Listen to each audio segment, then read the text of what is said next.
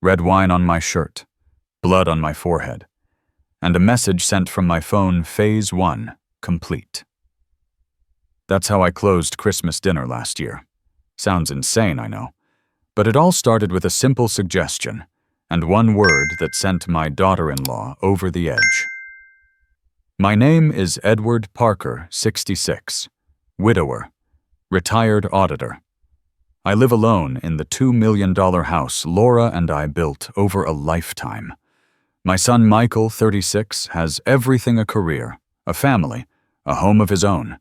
He never needed anything from me. At least that's what I used to believe. Until Christmas Eve, 2023, when they walked into my house with expensive wine and a plan they thought was flawless. Before I tell you what really happened after that glass of wine, let me just say this. Sometimes, silence is the loudest revenge. That winter, the cold bit deeper than usual. Snow glazed the roofs of the quiet suburban streets south of Seattle, where I'd lived since before Laura got sick. The two-story house still looked the same: white porch rails, pine wreath on the door, warm light spilling through the windows. Inside the Christmas tree stood tall in the corner, gold lights flickering across our wedding photo. I had spent the whole week cleaning and cooking. Slow-roasted turkey lemon pie from Laura's old recipe, and a bottle of Napa Valley Red I'd saved for years. Back then, I still thought this Christmas would feel peaceful, like it always used to. At 3 in the afternoon, a silver Tesla crunched over the snow in my driveway. Doors shut quick and deliberate. Michael came in first. Black coat cologne, sharp and unfamiliar. He smiled the way successful men do, polite but distant. "House looks great, Dad." "Thanks," I said, my voice steady. "Where are the kids?" Then Vanessa appeared carrying a bottle in a leather case. "I found Mom Laura's favorite wine," she said brightly. "Had to order it weeks ahead." She set it on the dining table, still wearing her white wool gloves. Her eyes drifted around the room, stopping at the framed picture of Laura. Her smile stiffened. I noticed. Ella and Liam came running in, their laughter spilling through the house like music. Their hands were cold from the snow. I knelt, hugged them close. Ella looked up wide-eyed. "Grandpa, did you get us presents?" "Of course," I said, pointing to the red-wrapped boxes stacked in the corner. Vanessa was quicker. She pulled out bigger, shinier boxes from her tote, placing them right in the center of the room. "Here you go. These are from Mom and Dad. Open them up." The kids squealed, paper tearing. For a moment, it felt almost like the old days. Then Ella looked up, holding the small box I'd given her, a watercolor set and a sketchbook. "Mom said your gifts are just cheap stuff." The words dropped into the room like glass shattering. Michael's brow tightened. Vanessa forced a laugh. "Kids say the funniest things. Don't mind her, Dad." I smiled faintly, said nothing. But something inside me turned cold, like the snow outside, thickening against the window. We sat down to eat. The turkey smelled right, the candles flickered. Vanessa poured wine for Michael, smiled across the table, like the perfect wife in a family commercial. The children giggled in the living room. For a brief second, I thought maybe I was imagining things. But after dinner, when the kids went off to watch cartoons, Vanessa poured herself another glass. Her voice softened, too casual. "Dad, we wanted to talk to you about something." I set my fork down. "Go ahead." Michael cleared his throat. "You've been living alone in this big house for years now. We just think maybe it's time you let Vanessa's parents move in. They could keep you company, help with the house." The air froze. Even the candles seemed to hold their breath. "Her parents?" I asked quietly. Vanessa jumped in. "They just sold their place in Spokane. They're looking for somewhere nearby. Mom used to be a nurse, Dad's a handyman. They could help around here. It makes perfect sense." I shook my head slowly. I don't need help. I'm fine on my own. Michael leaned forward, tension in his voice. Dad, it's not just about you. This house takes work. You're not young anymore. I met his eyes. I've lived here 30 years, son. I know exactly what I can handle. Vanessa's voice changed. It lost its sweetness. Mom's been gone 6 years, Edward. At what point do you stop holding on to everything like a shrine? The word shrine hit like a slap. I looked her in the eye. This home is ours, mine and Laura's, and it's fine the way it is. Her smile vanished completely. She turned to Michael. Told you. He never listens. Michael sighed, rubbing his forehead, saying nothing. I stood, carried the serving platter to the kitchen. I appreciate the thought, I said evenly, but I'm not interested in having anyone move in. Behind me, chairs scraped against the floor. A pause, then the sound of wine being poured again. Vanessa's voice low but sharp enough to cut through the air. Selfish. Just like your mother said, the man only ever thinks of himself. I froze for half a breath. The kitchen light fell across our wedding photo. Laura's smile, steady kind. I took a slow breath and turned back to the dining room. Let's stop this conversation here, I said. No, Vanessa snapped, her voice breaking. Do you have any idea what we're dealing with? The mortgage, tuition, medical bills, everything's going up. We just needed a real solution and you… She stopped mid-sentence, shaking. I didn't respond. Michael reached to calm her, but she pulled away. For a long moment, the only sound was the soft crackle of candle flames. From the living room, the cartoon's laughter bled faintly through the walls. I poured myself another glass, drank it in one motion. My hands were steady, but somewhere inside I knew something had shifted. The peace I'd guarded for years had already begun to fracture. Vanessa sat stiffly, eyes blazing. Michael avoided my gaze, knuckles white around his glass. Outside, snow kept falling thicker, heavier, soundless. In the candlelight, the room still looked warm, ordinary, almost serene.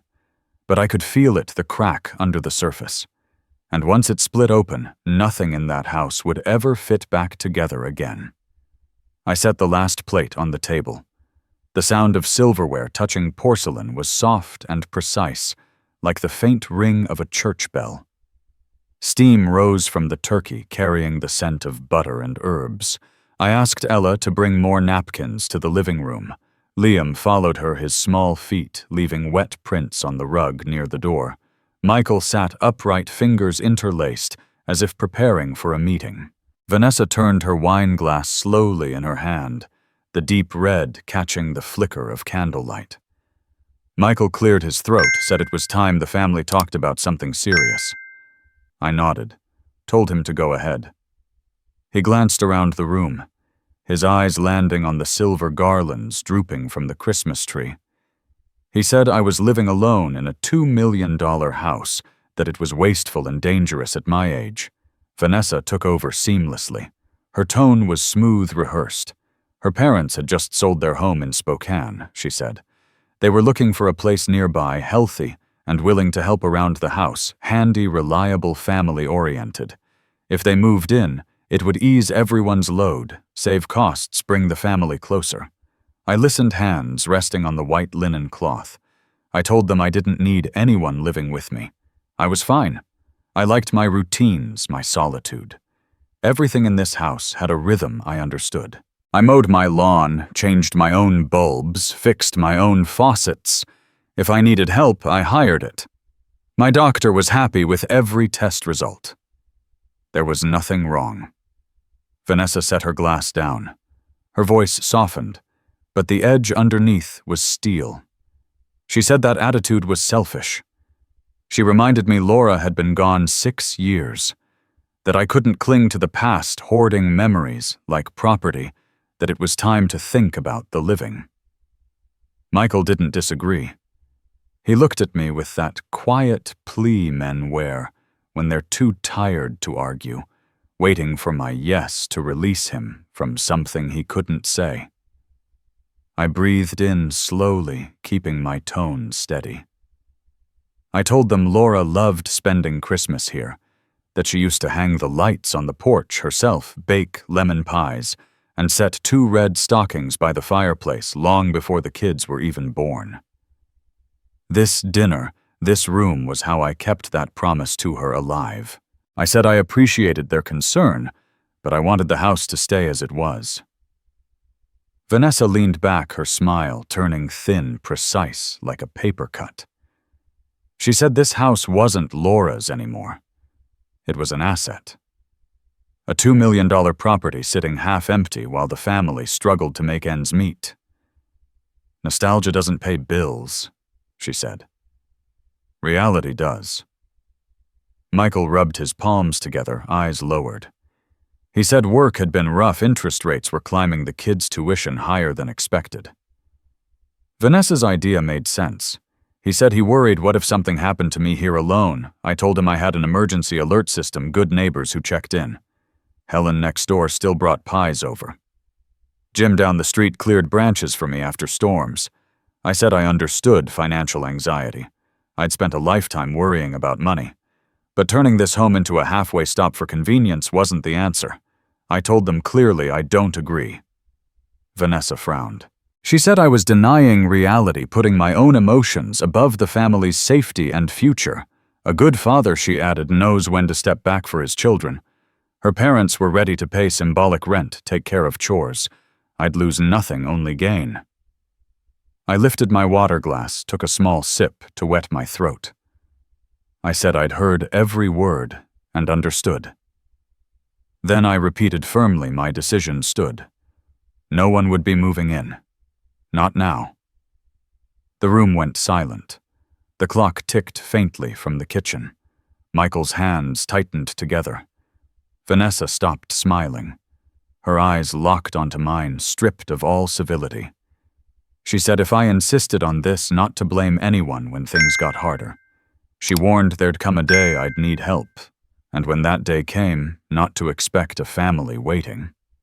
I leaned back, breathing evenly. I said family isn't a cost-sharing plan. Kindness doesn't come from occupying someone else's space. It comes from respecting it. I said if I ever need help, I'll ask. But tonight I'm fine. Vanessa exhaled sharply, as if she'd just been slapped. She turned to Michael. I told you, she said under her breath, this house talks back. Her gaze drifted over the Christmas tree, the wedding photo of me and Laura, the modest red-wrapped boxes stacked in the corner. Then, almost to herself, she asked, is anyone still alive in this place, besides the memories? I almost answered, but stopped. My fingers had tightened around the napkin. I eased them open, stood up, said I'd check on the oven. I opened the kitchen door and stood still for a moment, watching the small orange glow inside like a field of light in the middle of winter. Chairs scraped behind me. I knew the conversation wasn't over. When I came back, Vanessa was refilling her glass. Her wrist trembled slightly, but her voice was firm. She said I was turning grief into a law, that people were meant to live in the present. She mentioned again how her mother had cared for entire neighborhoods, how a house with an older man needed a woman's hand. She talked about safety expenses, proximity to grandchildren. It was all logic, cold, perfect logic. I looked at Michael. He wasn't talking about safety anymore. His voice was low now, weary. He said this month's mortgage payment would be tight. I kept my tone calm. I told him if he needed financial advice, we could sit down after dinner and go over things. But no one was moving in. Vanessa whispered a word so quietly it might have been to herself. Selfish. She placed her glass down the sound, sharp and clean. She said I'd rather keep an empty chair than let my family fill it. That I feared the living more than I mourned the dead. That an old man sitting in a $2 million house and calling it humility was almost comical. I didn't argue. I said Laura never asked me to fill the house with people. She only asked me never to fill it with lies. If anyone entered this home, they'd better walk in with respect. Otherwise, the door stays shut. Michael leaned forward, then stopped. His lips parted, then closed again. He reached for his wife's hand. She didn't pull away, but she didn't respond either. She reached instead for the bottle, poured another round for herself, for him, then for me. The red spiraled down into the glass, catching the candle's flicker like a drop of night. From the living room came the sound of cartoon laughter. Ella's bright voice, Liam calling after her. It floated into the dining room light and brief, but couldn't cut through the chill between the three adults. I touched the edge of the table, felt the waxed grain beneath my palm. The house hadn't changed. It was still warm, still intact. Only the people had shifted. Vanessa tilted her head back, drained her glass, set it down hard. She said if I wouldn't think of them, then at least think of the children. That letting things stay like this only prolonged the pain. That stubbornness disguised as sentiment was still just stubbornness. She said faith in the past couldn't solve the fears of the present. I set my glass down, gently told her faith may not fix everything, but boundaries keep things from breaking completely. I excused myself to bring out dessert. I wanted to give the conversation an exit, even a small one. No one moved. When I returned with the lemon pie, Vanessa was still seated, hand already on the neck of the bottle. Michael stared down at the table, as if reading invisible lines written there. The silence was heavy enough to make the candle hiss. Vanessa poured again. The stream of wine spread dark and deliberate, sweet and sharp in the air, an omen that this night would not end with words alone. Vanessa lifted her head. There was a brightness in her eyes, the kind that comes when someone's had too much to drink and is searching for a way out. She said everything could be simple if I'd just agree. Her voice carried through the room, drawn out and warped by alcohol. I stayed quiet, sitting straight, staring at the wine in my glass. The air smelled of cinnamon orange peel and candle smoke, thick with the weight of things that hadn't yet been said. Michael mumbled that it was enough that we should talk about something else. It was Christmas. Vanessa turned to him, her laugh sharp, bitter. She asked if he still wanted to be a man, or if he was fine letting his father pull the strings forever. Michael said nothing. He bit his lip, eyes fixed on the half-eaten lemon pie. I saw it in him, the fear, the helplessness. I stood, straightened my shirt, and looked directly at her. I told her I didn't want anyone moving into this house, not now, not ever. I said I respected her as my son's wife, but that didn't give her the right to treat my home as a spare property for her parents. If she truly cared, she should help her husband keep his job and raise her children instead of trying to plant someone else in my house. Vanessa laughed, a dry, brittle sound like glass cracking. She said I was selfish. That Laura was gone, and I clung to the past like an old coat that no longer fit. That I'd rather keep a house empty than give anyone a chance to live in it. She stood, wine glass still in hand, eyes locked on mine. Michael whispered something. She shoved his hand away. I saw the glass tilt. The red shimmered in the candlelight. Then she shouted, "You're selfish!" The wine glass flew, too fast to react. Red liquid burst across the tablecloth, splattered onto the wood floor, stung my face. The smell, sharp, acidic, cut through the room. A shard of glass caught my eyebrow. Warmth spread down my temple. When I touched it, my fingers came away red. Michael shouted, the sound of a chair crashing behind him. Vanessa froze. Her hand trembled, her lips parted. She looked as if she couldn't believe what she'd just done. Ella appeared at the doorway, eyes wide.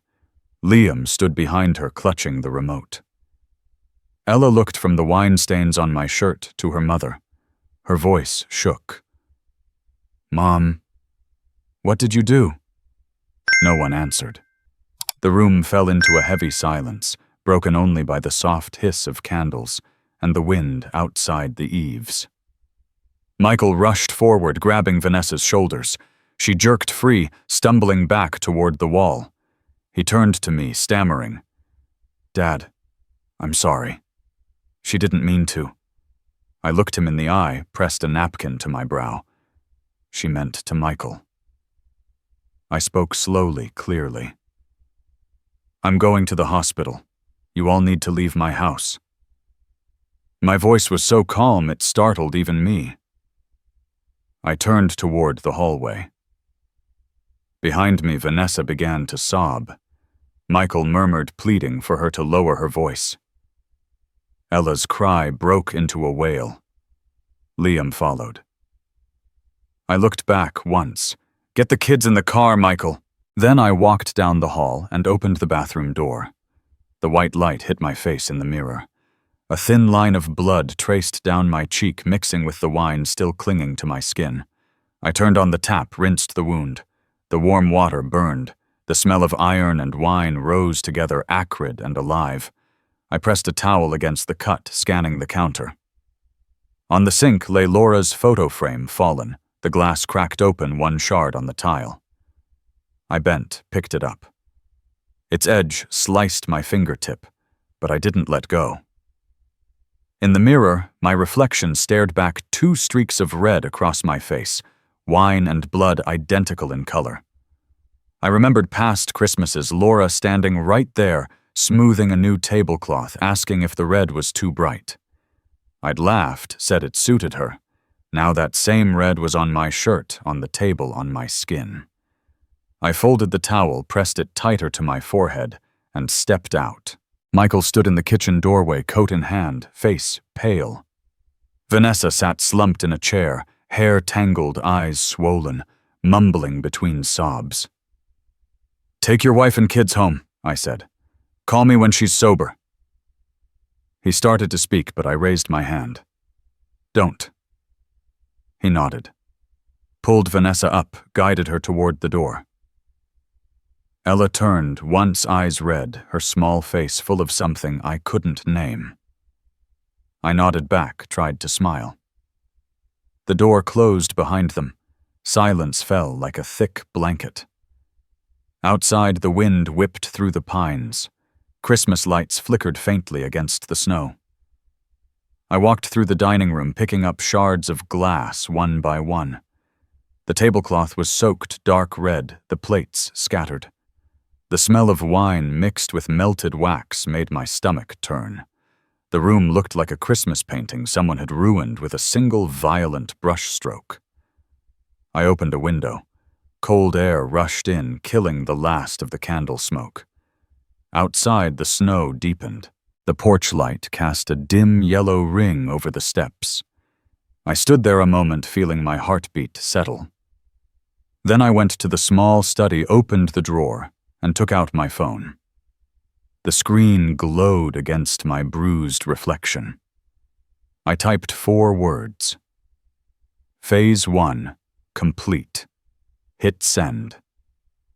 A few seconds later, the phone buzzed. 3 words came back. Keep silent now. I sat down, the shard of glass still in my hand. Candlelight wavered across its edge, reflecting like an eye, Laura's eye, watching. I wrapped the shard in a tissue, tucked it into the drawer. The cut on my brow wept a little more, tracing down to my wrist. I pressed the towel over it. The sting was gone. Only cold remained. In the living room, the tree still glowed. Underneath the red-wrapped boxes waited untouched. One of them bore my name, Ella's handwriting, crooked and sweet. I stared at it for a long time. Outside, Michael's car engine started. The red taillights blurred through the falling snow until they vanished down the hill. I inhaled deeply, catching the faint mix of pine and candle smoke. Christmas night was slipping away, taking with it the last piece of what I used to call family. I turned off every light except one small candle on the dining table. Its yellow glow brushed against the wall where the wine had stained. I looked at it once more, then headed upstairs. In the hallway mirror, a man stared back, gray hair, hollow eyes, shirt still stained with blood. No laughter. No scent of pie. No Christmas. When I closed the bedroom door, the wind outside howled through the cracks, snuffing out the last candle flame. The house sank into silence, and I knew this night had drawn the line between everything that once was and everything that would never be again. I grabbed my coat keys wallet and shoved a pack of tissues into my pocket before stepping out onto the porch. The air sliced cold against my face, carrying the sharp scent of pine and wood smoke across the frozen boards. I got into the car, turned the wheel slowly over the thin layer of snow, and headed toward the nearest emergency room through quiet streets, past dark lawns and roofs, lined with antennas, the faint outlines of a sleeping city. The wine on my collar had dried to a sour trace. The tissue pressed to my brow felt heavier with every minute. The waiting room was nearly empty. A small Christmas tree flickered beside the front desk, paper-wrapped boxes pretending to be gifts. The nurse looked at the cut and motioned me to sit.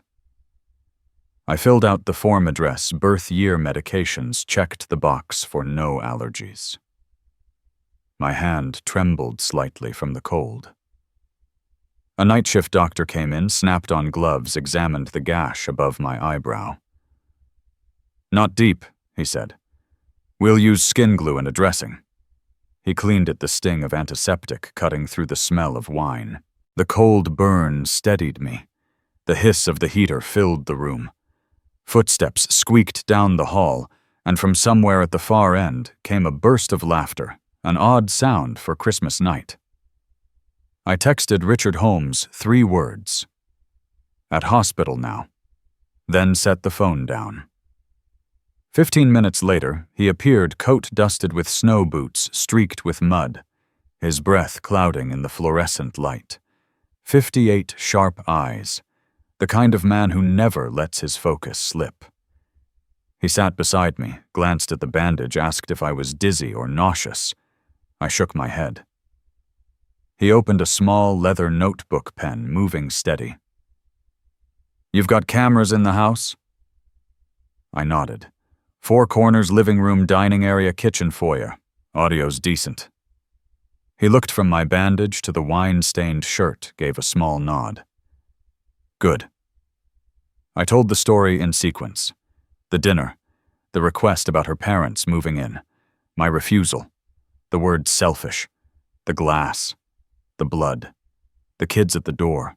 My tone was flat, the way I'd once read financial reports after checking every comma. Richard didn't interrupt. He marked a few points occasionally, asked for a time or position, who stood where. When I finished, he closed the notebook. "The video will hold," he said. "It's your private property. Cameras in shared spaces legal under state law. Audio's fine, too. There's no reasonable expectation of privacy in a common room." I memorized every word. It felt like anchoring myself to proof that none of this had been imagined. 2 officers entered, a woman sergeant in her 40s, a younger man behind her. They introduced themselves, asked if I felt well enough to give a statement. I said yes. The sergeant raised a camera, asked to photograph the wound and my shirt. I removed my coat, stood still as the flash popped. Once small and clinical. She asked where it happened, my relation to the assailant who witnessed it. I answered, clearly added that there was video and that the children had seen the aftermath. "Do you feel safe returning home tonight?" she asked. "I do," I said. "I'll lock up, sleep in a room with a key, and let my neighbor know." She nodded, wrote it down. They handed me a confirmation slip, read back the report summary, asked to collect my shirt and the towel I'd used. I agreed. The sergeant sealed both into a clear evidence bag, wrote a code, and had me sign. As she opened the bag, the wine's sour scent rose again like a memory refusing to fade. She said they'd contact the accused, issue a notice, and review charges of assault with a household object, additional penalties likely given my age. I listened, but said nothing. That part was no longer mine to carry. Richard handed me a bottle of water. "Drink?" he said softly, then asked when I'd installed the cameras. 3 months ago, I told him. After the bank called, someone tried to verify my account. He nodded, unsurprised. He opened his laptop, typed a message to his assistant downtown, requesting a data extraction order, timestamps intact. 3 clearest still frames printed. When you get home, he said, talk to no one. No calls. No messages. Everything goes through me. I nodded. The warmth in his voice steadied something inside me. The doctor returned to check the bandage, told me to keep it dry for 48 hours, and to come back if I felt dizzy or had blurred vision. I thanked him, took the discharge papers, slipped them into my coat. As I stood, my phone buzzed. A new number. Dad. I'm sorry. Please let me explain. I looked at Richard. He shook his head. Leave it.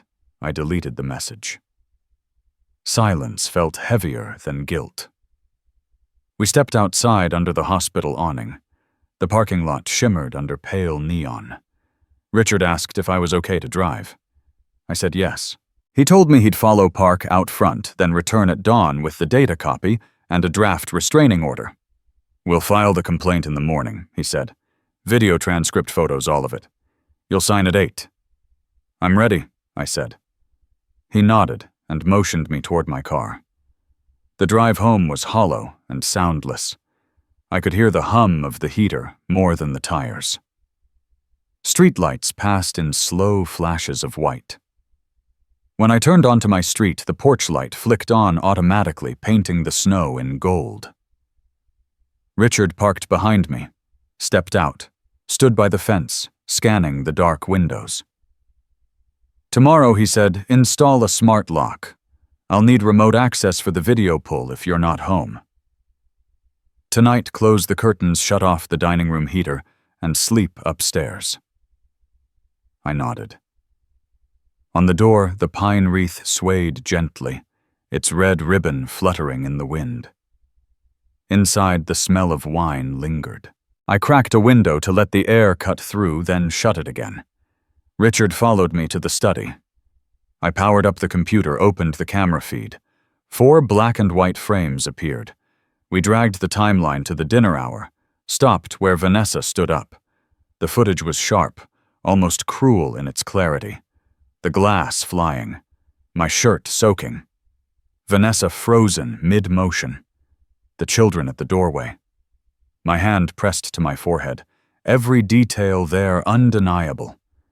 The audio captured her single accusation, crisp and damning. Richard said nothing. He simply wrote 3 words in his notebook. Clear, consistent, unprovoked. He closed the laptop, looked me in the eye. From now on, no responses. Tomorrow morning we file. The day after, we request a no-contact order. I want you to book a psychological evaluation document, the impact. Not because you're weak, but because the court believes what's written. I nodded. Thank you. He added quietly, wash your hands, well. Don't discard anything. If they request follow-up evidence, we'll have it. I pointed to the sealed bag the police had taken. They have the shirt and towel.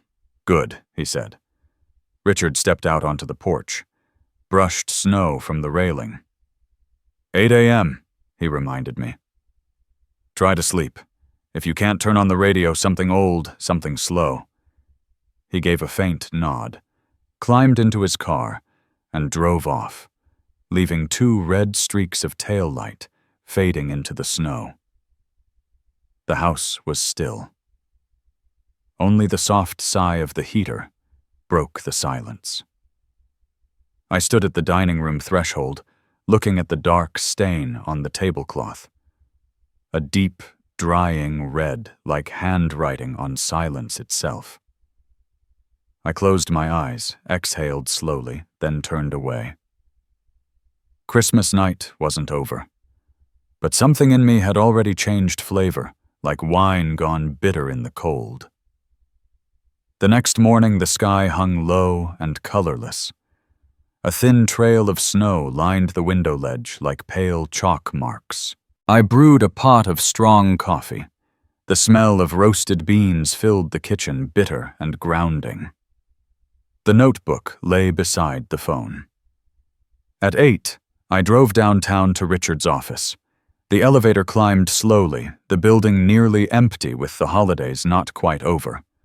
We signed the complaint, reviewed the extracted footage, matched timestamps, pinned everything into a thick file. By noon, a call came from the county sheriff. The case had been forwarded to the district attorney. They confirmed the charge assault with an object. The wine glass, they said, qualified as a weapon. 2 days later, a clerk from the courthouse phoned with a preliminary hearing date. I wrote it into my calendar, my pen steady. Then the phone buzzed again, Michael. I let it ring. Once, twice, then it went to voicemail. His voice filled the room, trembling at the edges. Dad, I'm sorry. Please let me explain. Don't press charges. We lost control. It was a mistake. I didn't call back. That night another message arrived, short or urgent. Please, just talk to me. I turned the phone face down, listening to the wind move through the cracks in the door. I thought if words can build a house, then silence can be a pillar strong enough to hold one. Early the next week, a friend from church texted me. She'd stumbled across Vanessa's post online, a selfie, her eyes red, hand resting on a window frame. The caption was plain, written in simple English. Some people can't forgive, even blood. I read the line on the glowing screen. No names, no direct accusation, yet the arrow was unmistakable. I didn't react, didn't press any emoji. I just turned the phone off. Outside Oregon, rain fell in thin, deady sheets. The yard turned dark and slick. The grass drowned under a gray veil. At the start of the month, the court issued a formal summons for Vanessa's hearing. Richard said I didn't need to attend, just wait for the update afterward. That night I heard a motorbike stop outside, footsteps on the porch. Then stillness. The doorbell never rang. Through the peephole, nothing. When I opened the door a crack, a paper bag sat neatly on the mat, marked, Welcome. Inside was a tin of leftover Christmas cookies and a small card printed with a pine tree. At the bottom scrawled in uneven handwriting, Please forgive me. No signature. I closed the door, set the bag on the kitchen counter, and sat down. The living room clock ticked in measured beats, as though marking distance rather than time. Neighbors and church friends kept their distance. At gatherings, a small circle of quiet would form automatically wherever I stood. I didn't blame them. News moves faster than truth and slower than silence. Between the two people, decorate the gap with stories they prefer. On the sidewalk, the air carried the smell of wet pine and old paper, the kind of scent that lives between nostalgia and rot. One empty night, I opened the cabinet beneath the window and pulled out Laura's wooden keepsake box. Inside were photos, recipe notes in her tilted handwriting, a red ribbon, a faded concert ticket. I placed the 2018 Christmas photo on the table, switched on the desk lamp. Laura stood by the tree, head tilted, smiling at a glass ornament she was hanging. Michael was in a gray sweater, young, bright-eyed, his smile untouched by time. I was slicing a lemon pie, the wedge falling perfectly onto the plate, the glaze catching the warm light. There was carol music playing low, the scent of grated orange peel in the air, and laughter from the neighbors' kids outside. I remembered Laura handing me a handkerchief, saying, "Put it on the corner of the table so you don't rush." I'd replied by tapping the button on her coat, a small, wordless habit like signing something precious. Everything in that frame was still warm as a newly lit fireplace. I set the photo beside a half-filled glass of wine. The light shimmered across the rim, showing ripples on the surface. In that reflection, I saw a man with gray hair, a thin white bandage across his brow, eyes dim as winter afternoons. I wondered when the first crack had appeared. Was it that night when I said I didn't need anyone? Or long before, when the space between my house and Michael's grew quietly like uncut grass? The next morning, Richard called voice, as calm as ever. Vanessa had appeared in court. The prosecutor read the charge, her lawyer proposed a settlement. The court allowed time to review. "Stay disciplined," Richard reminded me. "No texts, no calls, no responses. Not online. Not anywhere." "I understand," I said. After hanging up, I sat in the kitchen. Rain tapped against the plastic roof, steady patient, like fingers counting seconds. By the end of the month, the rain grew heavier. Wind struck the eaves. The Christmas lights I'd taken down the week before sat coiled in a storage bin.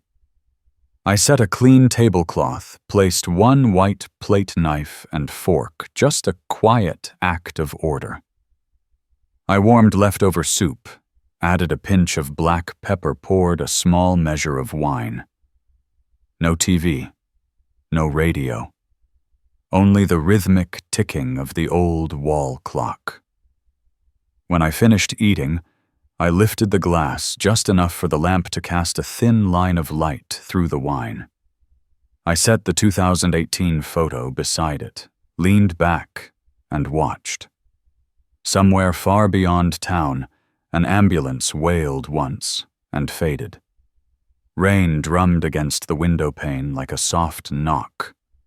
I raised my glass, looked into the dark swirl inside, and thought of something thin as thread, yet strong as a mooring line, the thing that had kept me standing through this winter. Everything else was just the smell of rain and Laura's quiet reflection in the frame, still as a goodbye that never needed to be spoken. I woke earlier than usual the next morning. Rain still whispered on the tin roof, carrying the damp chill of January through the house. I brewed a pot of dark coffee, turned on the small radio just for the sound of another voice, and sat down at the desk. A few minutes later, the phone vibrated. Richard's tone was calm, but precise. "The bank just called," he said. "They received a request for third-party authorization to access your account. It was sent from an email that looks like yours, but isn't. The form included a scanned signature of Laura and a filled-out transfer document. A cold current ran down my back." He continued. "Their fraud unit flagged it. The request came in on Christmas Eve, and the system auto-generated a warning the next morning since the servers were offline during the holiday. They'll send us the full technical log today." I set the cup down, trying to keep my hand from trembling. Richard said he'd arrange a three-way call with the bank's fraud division. "You just confirm what's yours. Let me handle the rest." I nodded, even though he couldn't see it. 30 minutes later, he patched me in. A woman's voice came through, measured professional. "This is Claire from Fraud Prevention Portland branch." She explained that the authorization request came with a PDF attachment. Laura's signature had been crudely cut and pasted paper grain visible beneath the ink. My own signature was a low-resolution photo, blurred and compressed. The request sought viewing and transfer privileges with a same-day limit. "The system flagged it automatically," Claire said. "The timing was suspicious, and the domain didn't match your verified contact list. The IP trace points to a residential provider in Salem." Richard's voice stayed even. Please send us the log details, the header, the IP source, the timestamp trail. If necessary, we'll request a court subpoena for installation address verification. I'll have that transmitted right after this call, Claire said. I spoke only once. I never sent any request during the holidays, and I've never used my late wife's signature for banking paperwork. There was a small silence on the other end before she spoke again, softer this time. I'm sorry you had to hear this. Your account is under elevated monitoring now. We'll keep you updated. When the call ended, the kitchen felt too still.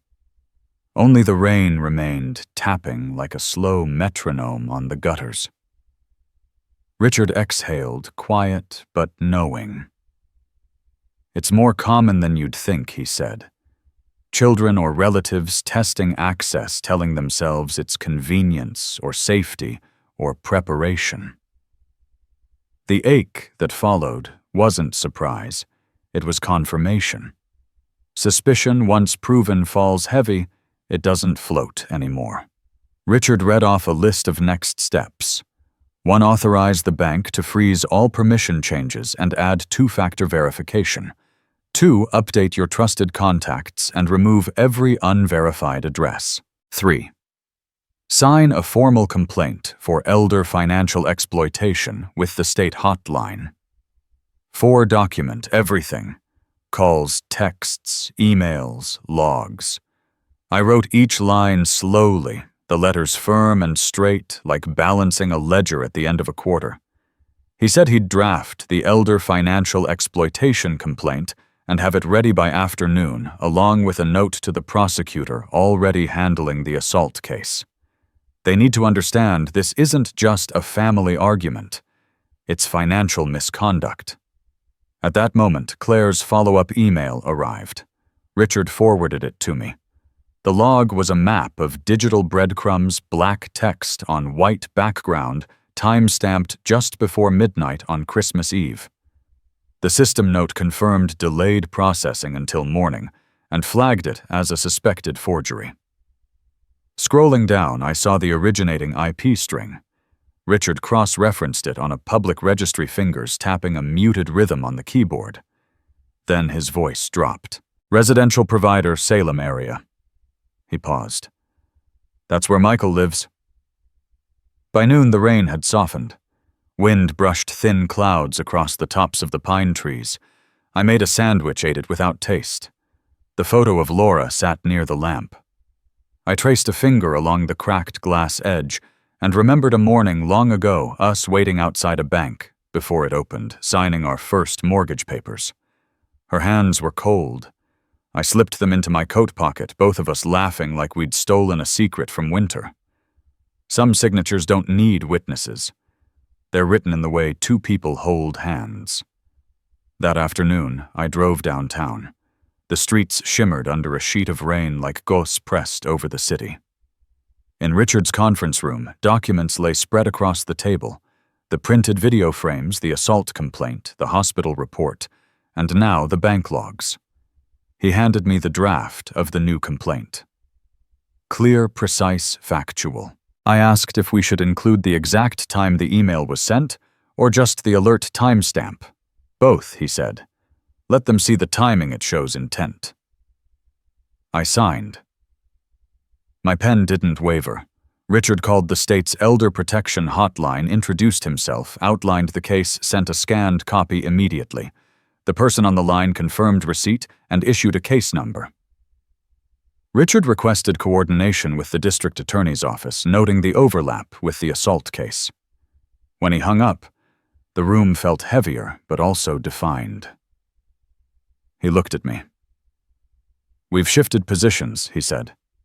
You're no longer just a father who was hurt by his daughter-in-law. You're a citizen who was attacked and targeted for financial control. The law can't heal what family breaks, but it can take care of the rest. We reviewed the camera footage one final time, selecting the still frames that spoke the loudest, Vanessa standing the wine glass, mid-air glass, scattering my hand, pressing to the wound. No shouting, no threat from me, just impact and silence. Richard noted it down. Straight line, he said. no detours.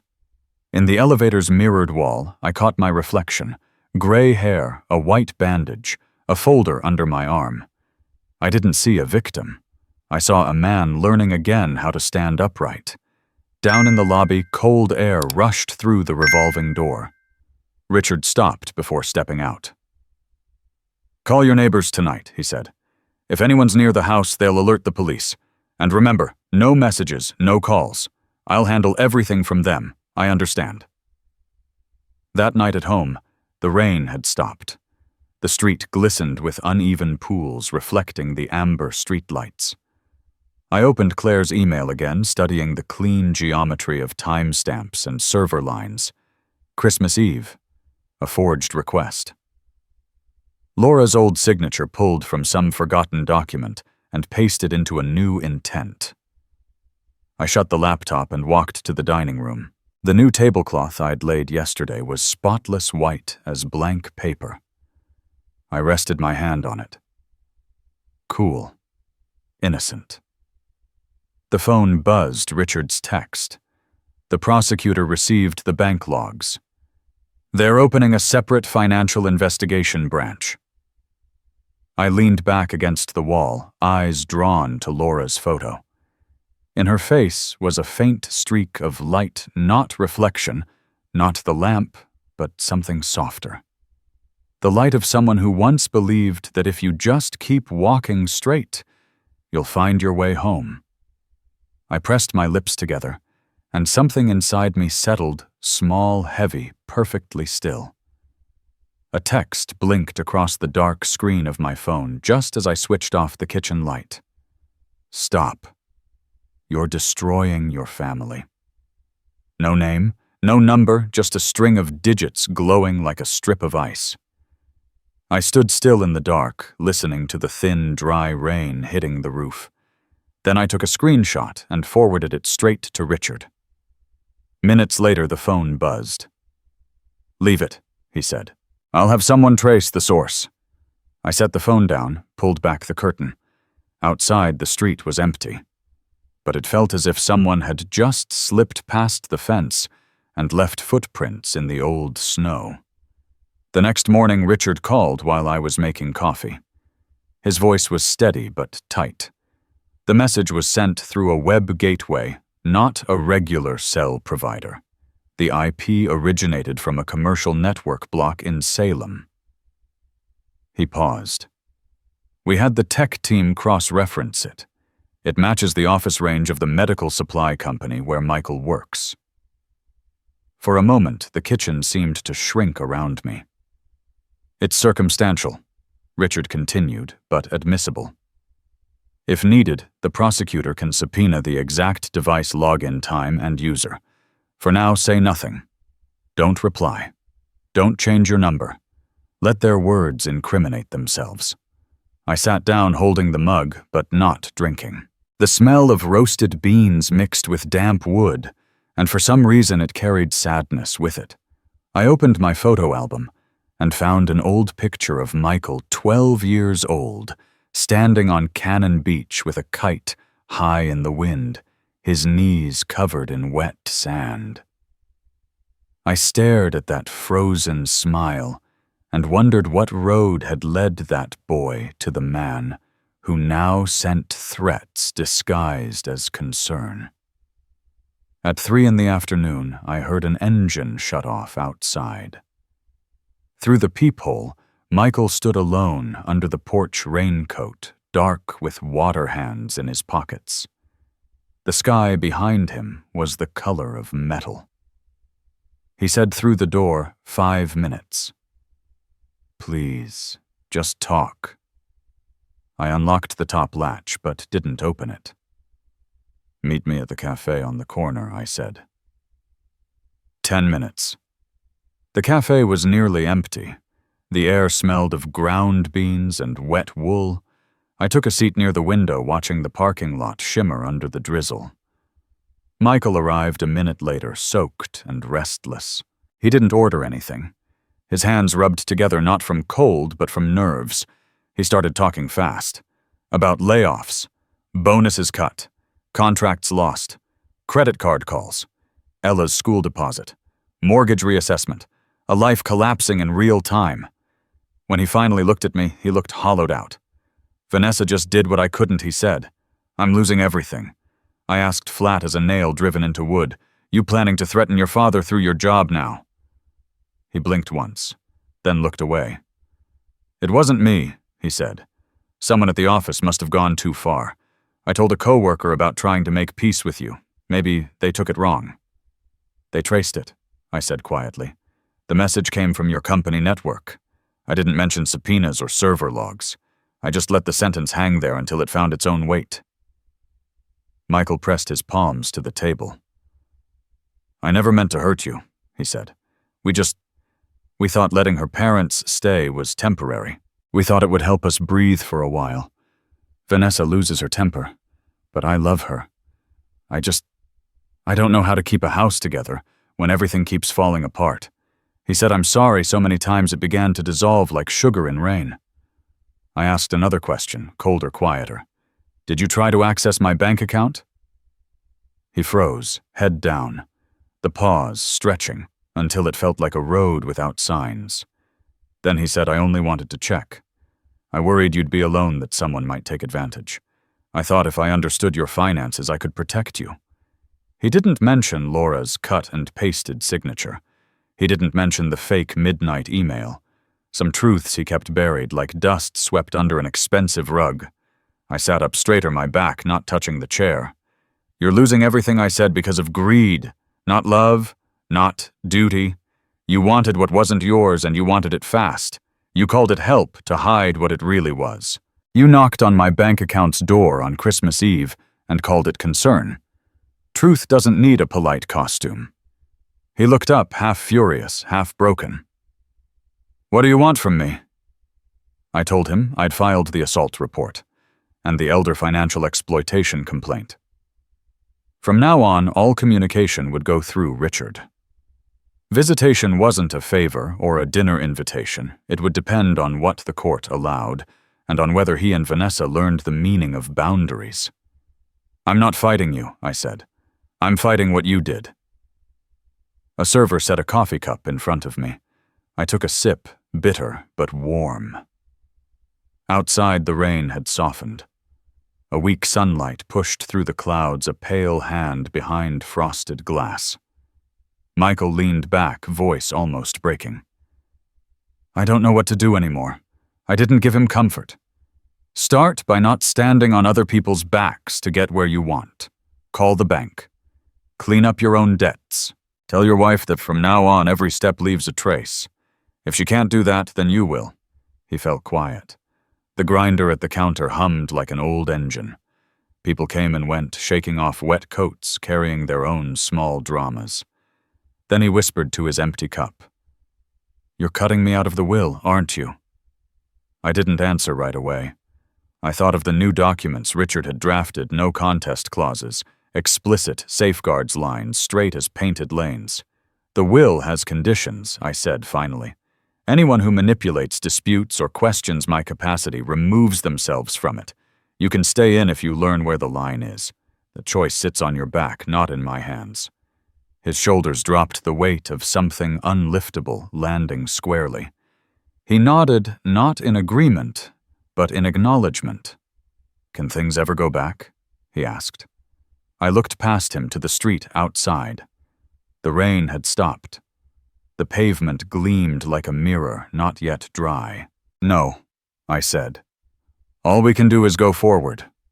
We stood at the same time. Michael said he'd bring the kids someday on a sunny afternoon when the court allowed, when everyone was calm.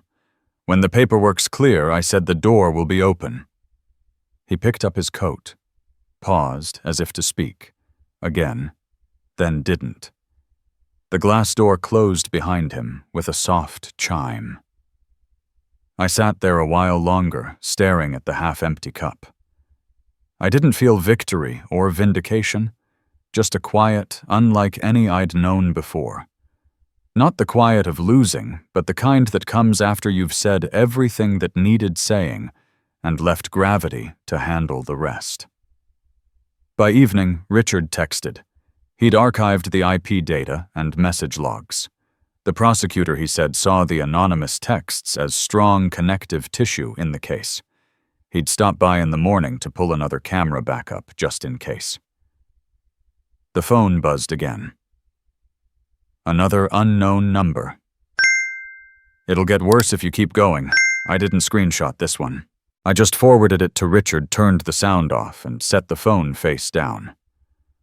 Outside, the wind was just strong enough to stir the pine wreath on the door.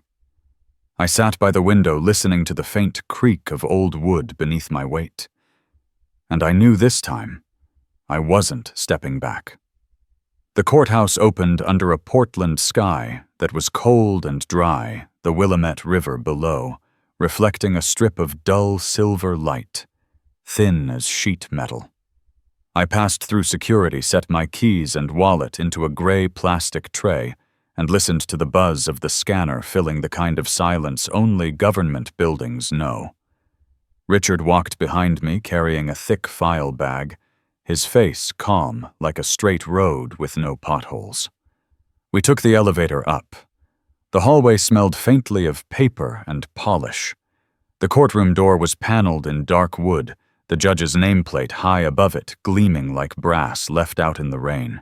Inside, the prosecutor stood by a rolling cart with a laptop and a screen paused on a frozen frame. My own image stared back, head turned, a white cloth pressed to my temple, a streak of red across my collar. A clerk moved down the aisle, handing out seat numbers. I sat in the third row. Richard settled beside me, unzipped his case, and the faint metallic clink of the zipper sounded almost ceremonial. The side door opened. Vanessa walked in with her attorney. Her hair was pinned back, her face bare of makeup, eyes swollen in the way of someone who hadn't slept. Michael followed, dark suit, no tie, looking like a man who had wandered into the wreckage of his own home. He didn't look at me. When I glanced toward him, he turned away, as if afraid he might see in my eyes a mirror he couldn't face. The judge entered. Everyone stood, then sat. The prosecutor read the charge: assault with a physical object against an elderly victim, followed by a brief summary of the domestic background and the hospital report. Richard rose, steady and precise. He requested to present footage from my home's security system, along with time-stamped verification and a data integrity statement. The judge nodded. A technician connected the cables, and the screen flickered to life. The air seemed to drop 1 degree colder. The video rolled. Candlelight, the Christmas table, an ordinary scene that suddenly looked too sharp, too bright. Vanessa stood, glass in hand. The arc of red wine cut through the frame like a strike of paint. I watched myself flinch half a second late, press the towel to my forehead. The sound of a child crying off-screen cracked the room open like a thread snapping in a storm. Richard asked to pause on 3 frames. Frame 1, the glass leaves her hand. Frame 2, the red streak hits my face. Frame 3. I turn one hand holding the towel, the other opening the doorway. The judge studied that last image for a long time, the act of a man choosing distance over reaction. The ER doctor's written report followed a minor laceration above the left brow, closed with medical adhesive, no concussion, no hospitalization required. The attached photo showed the sterile light of the hospital so bright it drained all the drama from the red stain. Vanessa's attorney stood speaking in that practiced tone used by those trying to rebuild reality from another angle. He spoke of age of grief, of the confusion that can follow loss. He mentioned my counseling sessions after Laura's death, suggesting that memory might bend to emotion under stress. Richard didn't interrupt. He simply opened a white envelope and laid a stapled packet on the podium, a cognitive assessment dated 3 weeks after the incident, signed by a geriatric specialist, sealed by the clinic. The results were near perfect across all categories. Normal reasoning, intact memory, no cognitive decline. Richard said evenly, "Numbers speak, and so does video, and they're both speaking the same language." Vanessa lowered her head when the charge was read again. I heard her crying, quiet, steady, like a faucet, half open. Her lawyer leaned in, whispered something. She nodded, shoulders trembling. Michael sat one seat away, staring at the floor, his fingers locked so tight the knuckles went white. I waited for him to look up. He never did. The judge turned to me. "Mr. Beckett, would you like to make a brief statement?" Richard gave a small nod. I stood steadying my voice against the weight of the room. "I only wanted peace in the house I've paid off," I said. "To keep Christmas as Laura loved it. I never wanted anyone standing where she once stood to face a courtroom. I just wanted the truth to stay where it belongs. I don't blame people, I blame choices. Because choices are what turned that dinner into a case file." Vanessa's lawyer spoke again, softer this time, about family pressure, about housing costs, about good people losing balance under stress. He framed it as a momentary lapse, not malice. He proposed counseling, anger management, reconciliation. Richard didn't engage with apology. He opened another folder instead. Printed emails, server logs, the Christmas Eve authorization request IP, traces the bank's flagged alert. "This wasn't a slip," he said. "It was a sequence." It began with moving new residents into his property, escalated to attempts at financial access, and ended with a thrown glass after refusal. "We're not asking for punishment. We're asking the court to recognize the boundary crossed. Here wasn't emotional. It was legal. The courtroom was so still I could hear fabric shift against wood whenever someone adjusted their seat." The judge looked down at the medical report, then up at the paused frame on the screen, then directly at me. "In that video," he said, "you are remarkably calm. That composure paired with this evaluation confirms mental clarity. The court sees a pattern of events, and its job is to wedge something solid in that pattern before it drags further down." Vanessa's lawyer asked for a brief recess. They whispered, two heads tilted close, like people straining to catch a fragile sound. Then she nodded. The prosecutor noted her consent. The judge read the agreement aloud, suspended sentence mandatory anger. Management no contact with me, a restraining perimeter around my property and referral of the financial logs to a separate division for investigation. Each term landed without drama, but with precision, like measured beats in a song that didn't need a chorus. When the hearing adjourned, I stayed seated a few seconds longer. Michael's chair was already empty. He moved quickly, walking behind the attorney and ahead of Vanessa, like a man trying to pass through rain without getting wet. Vanessa paused at the doorway, pressing her fingers to her temple, as if soothing a dull ache, then followed. Richard touched my elbow gently, a signal to go. The hallway outside was narrow, washed in pale winter light. We waited for the elevator in silence. Footsteps echoed from behind, quick, then halting. Michael stood at the far end of the corridor, one hand braced against the wall, the other gripping his sleeve. He looked down then toward Richard, then at me only for an instant, but it felt like looking across a canyon. In that moment, I understood justice can redraw boundaries, but it can't restore the gaze of a sun overnight. The elevator doors closed.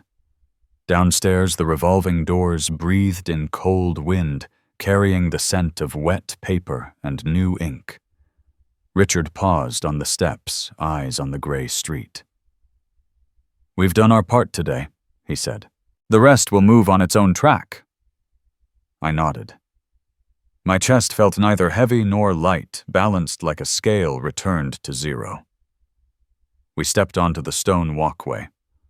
Our shoes struck once sharply. And for a fleeting second over Portland, a thin blade of sunlight cut through the clouds so faint it made you wonder if you'd only imagined it. The next afternoon, the sky cleared in a way that felt almost deliberate thin clouds dissolving in sunlight, like salt in warm water. I walked along the riverbank, the air smelling faintly of wet wood and cold mist, then turned onto the street that led home. My phone buzzed in my coat pocket. A message from Richard. The court signed the order terms as stated this morning. The financial file's been transferred to the separate review division. Keep your routine. If anyone approaches outside the court's conditions, call the police directly. By evening, Pastor Jim called. His voice, deep and steady, carried the tone of old wood inside a chapel. He said there would be a small community gathering after Sunday service. Nothing formal, just neighbors. You should come if you'd like, he said. I hesitated a moment, then agreed. When I hung up, I stayed on the porch a while, listening to the sparrows chatter along the fence. My chest felt a fraction lighter, like setting down a weight I hadn't realized I'd been holding until it was gone. News of the hearing spread faster than I expected. The next day at the grocery store, Mrs. Helen stopped her cart beside mine near the dairy aisle. Her eyes were pink, as if she'd been crying. She said she'd been wrong to listen to what people said, that stories online were like spilled ink on a table. Whoever passes by can't help but get stained. She hoped I wasn't angry. I felt something warm near the ribs and told her the truth. I'm not angry. I'm just keeping my boundaries. Later that week, the prosecutor called Richard. Vanessa's agreement was finalized: 2 years probation, mandatory anger management, no contact, a set perimeter around my property. I didn't feel victorious, and I didn't feel relieved. It was like sliding a wedge into cracked wood, just enough to stop the split from spreading. Nothing more. The financial investigation was handed off to a separate division. Richard explained that since no money had actually been transferred, and the act fell within a family context, it would likely be logged as an attempted unauthorized access, cross-referenced with the bank's red flag alert. I didn't press for outcomes. I'd learned not every road has to be walked to the end, only far enough to know where to turn. Sunday came. I arrived at church 15 minutes early, taking a seat near the back. Sunlight streamed through stained glass, scattering patches of blue and red across the wooden floor. The faint smell of old candles clung to my sweater. When the prelude began, I looked around. A few familiar faces nodded. Some smiled, hesitant, but kind. During his brief sermon, Pastor Jim told a story he called a lesson in seeing. He said, some wounds look small from afar until you touch them and realize how deep the needle went, and some apologies have to travel through time before they land where they're meant to. He didn't name anyone. He didn't quote parables. He just said that boundaries aren't built to divide, they're built to guide, so that whoever crosses one knows they're stepping out of another's safe ground. I listened, my throat tightening, then warming like taking a sip of hot barley tea in winter. Days later, a letter arrived from the district attorney's office confirming the protective order in writing. It said that in case of violation, all I had to do was call 911 and read the case number. I took a photo of the letter, filed the image on my computer, printed a copy, and tucked it into a folder. The repetition of small acts made the house feel steady again. I unscrewed the old door viewer to clean it, tightened. The loose hinge changed the batteries in the doorbell. Little repairs remind a man that he still lives in a place he can control. At dusk, I walked to the post office. The air smelled of cut pine and damp soil. In my mailbox sat a small parcel with no return address. Inside was a postcard printed with a picture of the coast and a short handwritten note. May you find peace again. I didn't know who sent it. I placed it next to Laura's photo on the table, and thought sometimes kindness doesn't need a name. It just stays a while like the scent of salt on your collar after a long day by the sea. That evening, I called Richard to confirm our next meeting. He reminded me there would be a brief compliance review next month. Nothing serious. "Show up if summoned. I'll handle the rest," he said. Then, almost as an afterthought, "People are starting to look at you differently again. That's a good sign." I thanked him, hung up, and sat quietly as night came down slow. I cracked the window open an inch. Outside, water dripped from the eaves onto the flower bed, steady rhythmic like a guitar string tuned just right. I sat at the dining table, opened one of Laura's old books. The bookmark was still there, pressed halfway through. I didn't read. I just turned a few pages, touching the coarse paper with my fingertips. Outside, a car passed headlights, sliding across the wall like a chalk line. The kitchen glowed warm behind me. No voices. No shouting.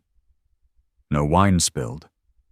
Just the scent of garlic, the smell of wood, and one man learning how to take his first steps across old tile without looking down to see if the cracks were still there. The next morning, I woke earlier than usual.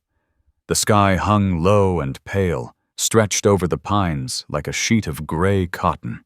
I brewed tea instead of coffee, set the cup beside Laura's photograph, and put on my coat. The community center opened early for art classes. The bulletin board still held the same crooked flyer I'd seen the week before. I signed my name, paid the fee, and was handed a basic watercolor kit and a single sheet of thick, textured paper. The woman at the desk said the instructor's name was Patricia Lang. She'd been teaching here for years, lived near the Eastern Hills. Patricia arrived wearing a deep blue scarf, her silver hair neatly tied, her stride quiet but sure. She set her brushes down and greeted each of us in turn, her voice carrying that soft rasp that comes from speaking often but never loudly.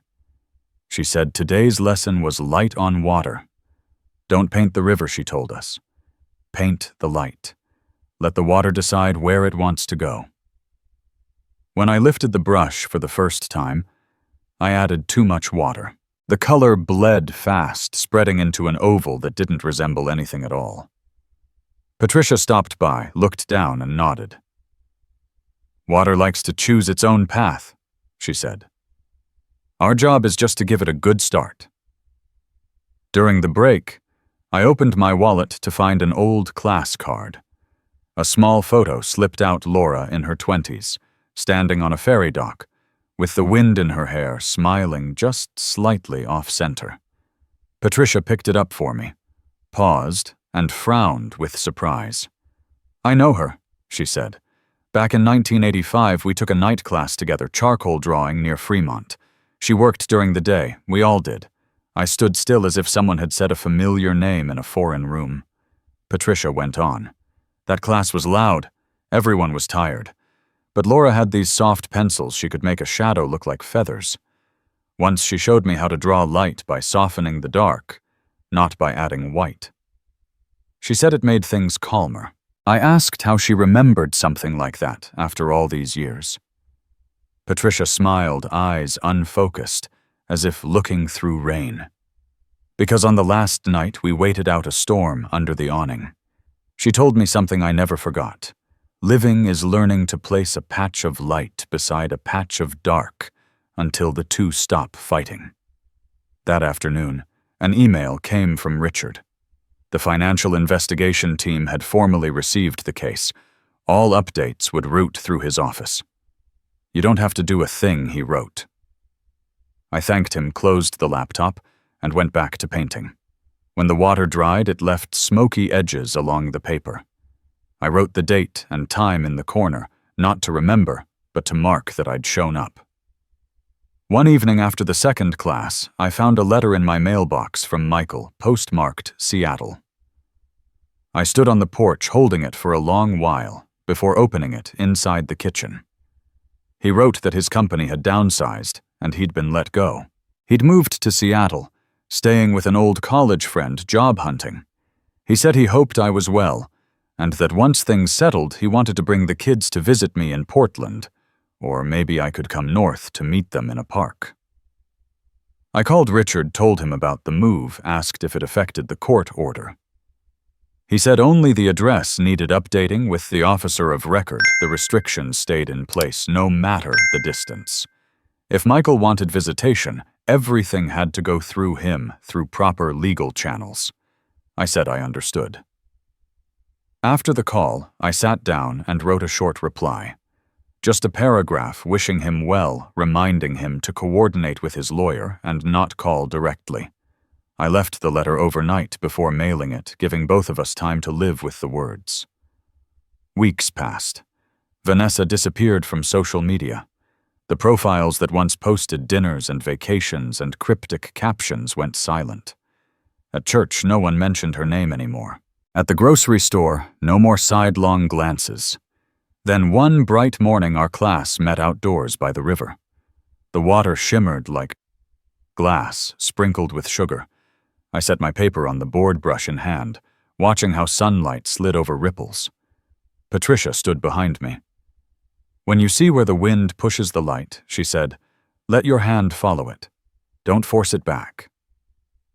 I pulled a streak of gray-blue across the page, dropped water along the edge, watched it bloom like breath.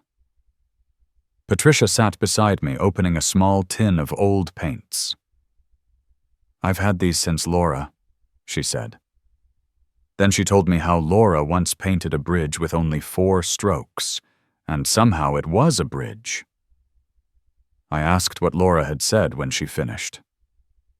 Patricia paused. She joked that when she was gone, I should tell whoever was left that she'd painted enough. It'd be their turn. The words landed in my chest like a small stone, sinking deep. I asked if she was sure Laura said that. Patricia nodded. It was half a joke, half truth, she said. You say grand things when you're young to hide what you're afraid of. I didn't realize until years later it wasn't a joke. I sat there feeling the wind thread through my hair, the river glinting like it was trying to say something back. Somewhere downstream a motor started a low, steady hum. In my mind, a dark room began to fill with light.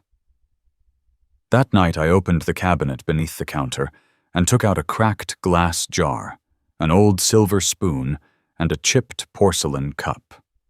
I cleaned them one by one and set them under the lamp. The crack in the glass glowed faintly. The spoon bent light in a warped oval.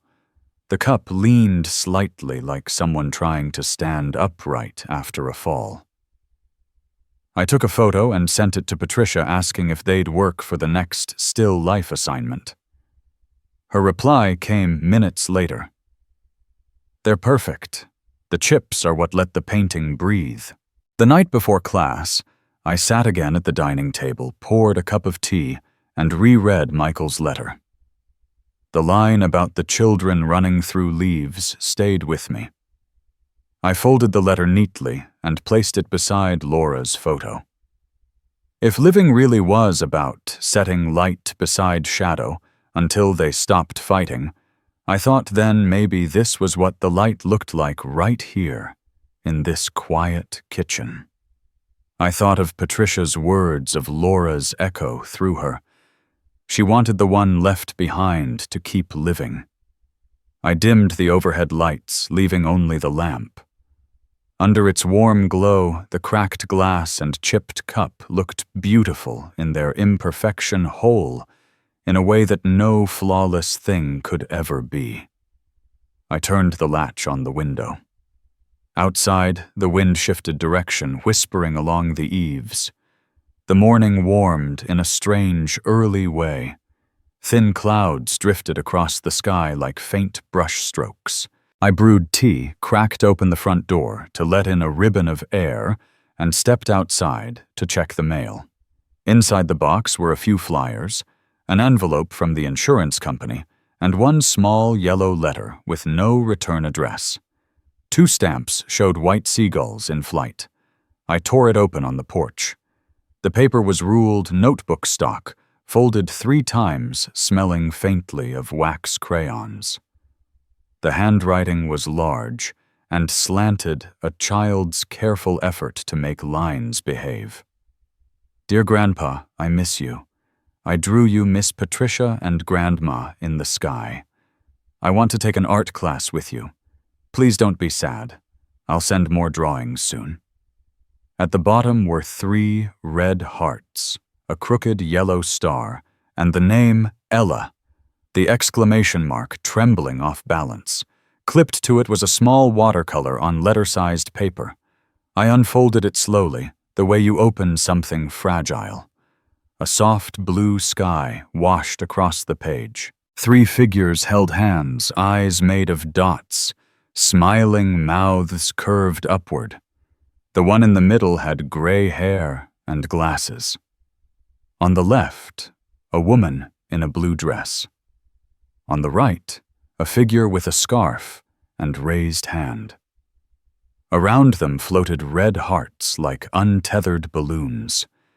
In the corner, a line of tiny letters read, "You look better when you smile."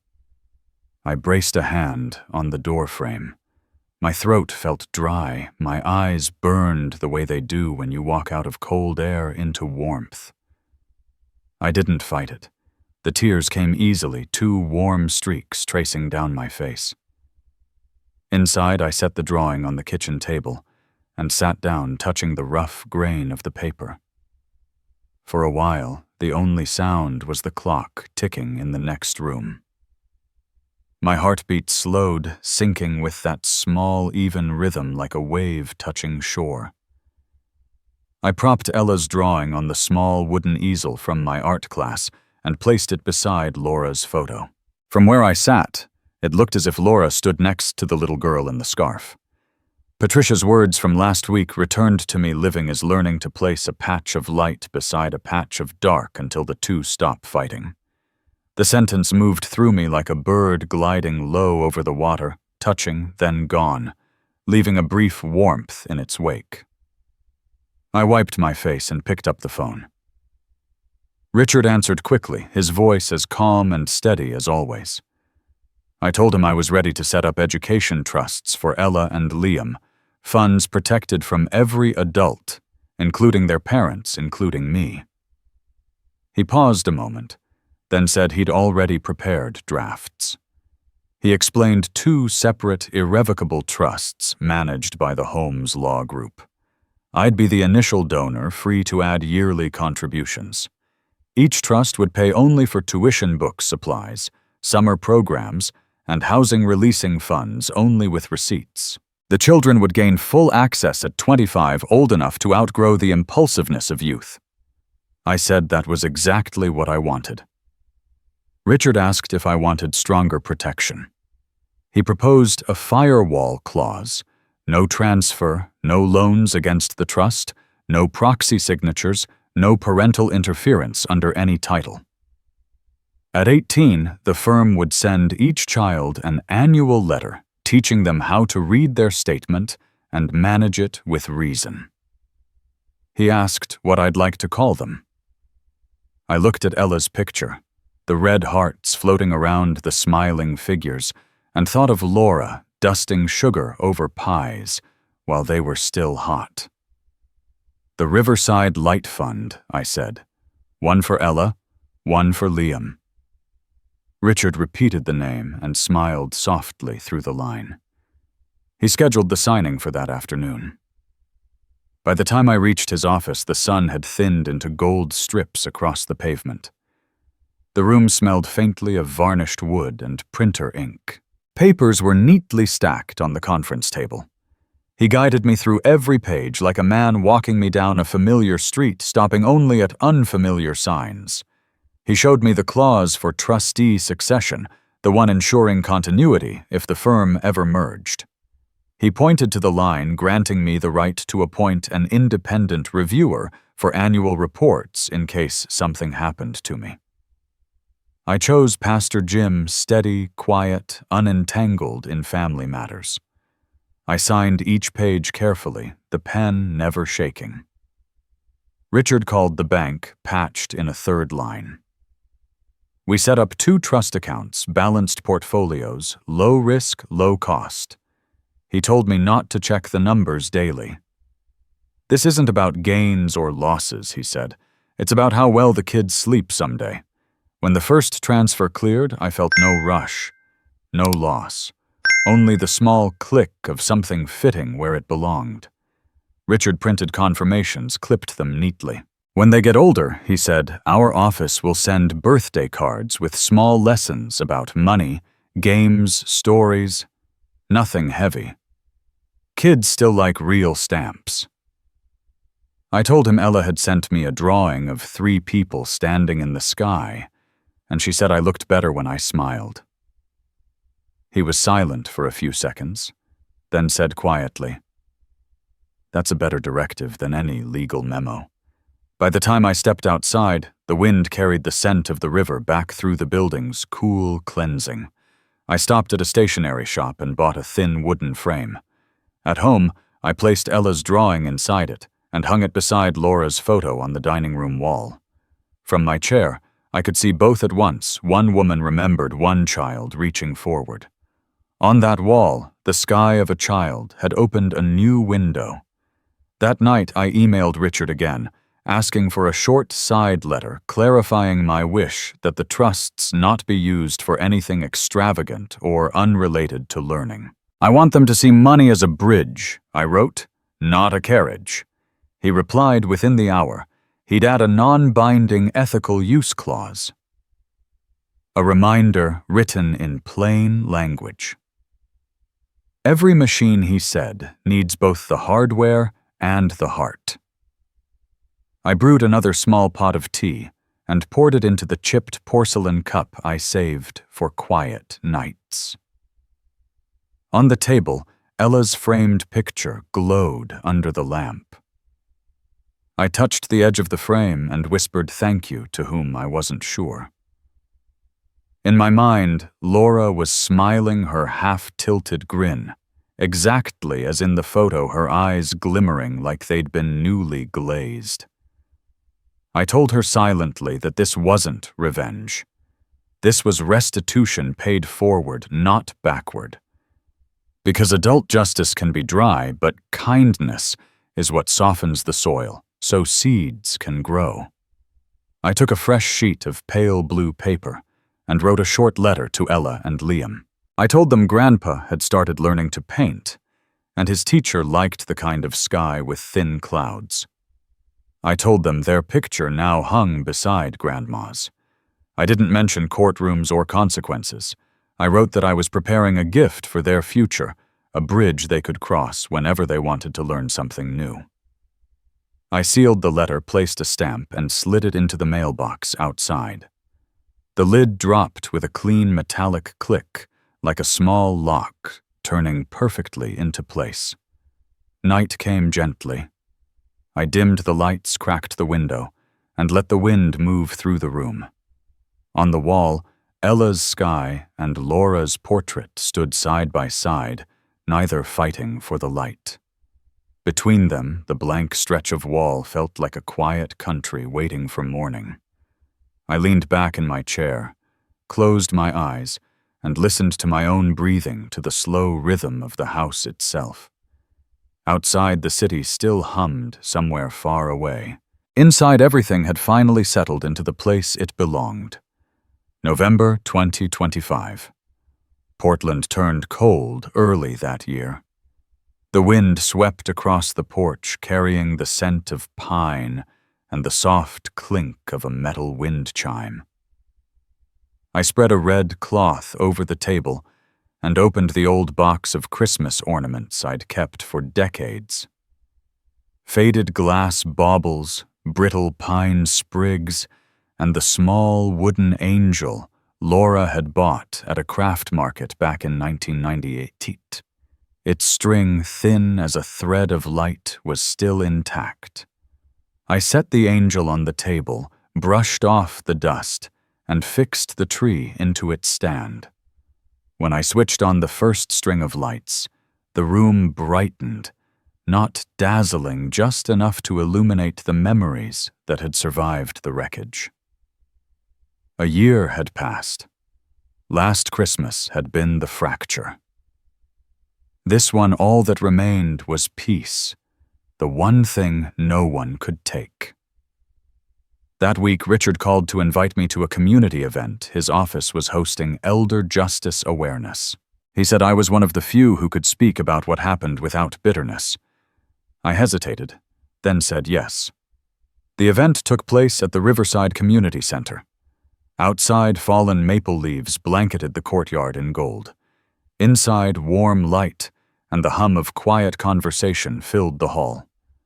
I sat in the fourth row, holding a printed program between my hands. Richard took the podium first, talking about aging autonomy and how easily financial boundaries blur when love and obligation intertwine. Then he said my name. I walked to the front, facing a room of strangers whose eyes felt oddly familiar. No notes, just my voice. I told them that a year ago I sat in my kitchen with blood and wine on my shirt, thinking I'd lost everything. That for nights after I'd wondered if saying no made me a bad father. And that now standing here, I wasn't here to accuse anyone, only to prove that boundaries are what let a person remain themselves. I ended with a sentence Laura once lived by more than she ever said: protecting yourself isn't selfish. It's how you love yourself, right? For a moment, the room went still. Then applause, soft, steady, real. Richard smiled from the front row, his eyes calm and kind, the way they looked when he talked about justice as something alive, not procedural. Afterward, Patricia found me near the door. She handed me a purple wool scarf and said, "The coastal wind will cut tonight." I laughed, told her I was only driving down to walk the beach, not staying long. She smiled. The short trips are the ones we remember most. By dusk, we were standing on Cannon Beach. The sun was dissolving into the horizon, gold to amber to violet, fading into a single borderless hue. The waves rolled cold but steady. Patricia walked beside me, hands tucked in her coat hair, swept back by the wind. I told her I'd rehung Laura's photo in its old place next to Ella's painting, that I'd learned how to let empty space exist without trying to fill it.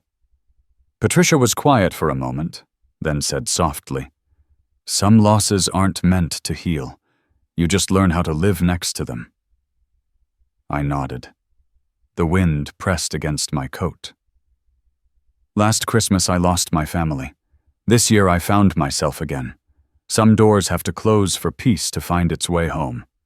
And if anyone ever calls you selfish for protecting that peace, remember, self-respect doesn't need permission. I looked down. Our footprints stretched side by side until they disappeared into the tide. By morning, the water would erase them, but the moment would still have existed. I turned to Patricia and asked if she believed people could start over at 66. She smiled. Every beginning just needs someone willing to stand back up. That's enough. When I got home to Portland, the house was dark. I flipped the switch. Light poured across the walls and caught the tree in the corner. The old glass ornaments shimmered, trembling slightly in the draft. I stood there alone, but steady, hearing the soft creak of the floorboards, the scent of pine mingling with tea. This Christmas there would be no children's laughter, but no breaking glass either. I placed the little wooden angel at the top of the tree and looked up for a long time. If anyone's listening to this story, thank you for staying until the end.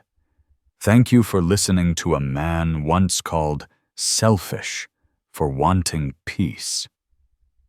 And if you've ever been there yourself, believe me, protecting your peace is not a sin. It's the only way to keep the gentler part of you from being crushed under misplaced gratitude. I turned off the overhead light, leaving only the tree to glow. Through the window, pine branches brushed the glass. I whispered a late Christmas wish. Real peace isn't loud. It arrives quietly like the first breath after a long, hard sleep. And if you believe that too, share this story with someone who still needs to hear it.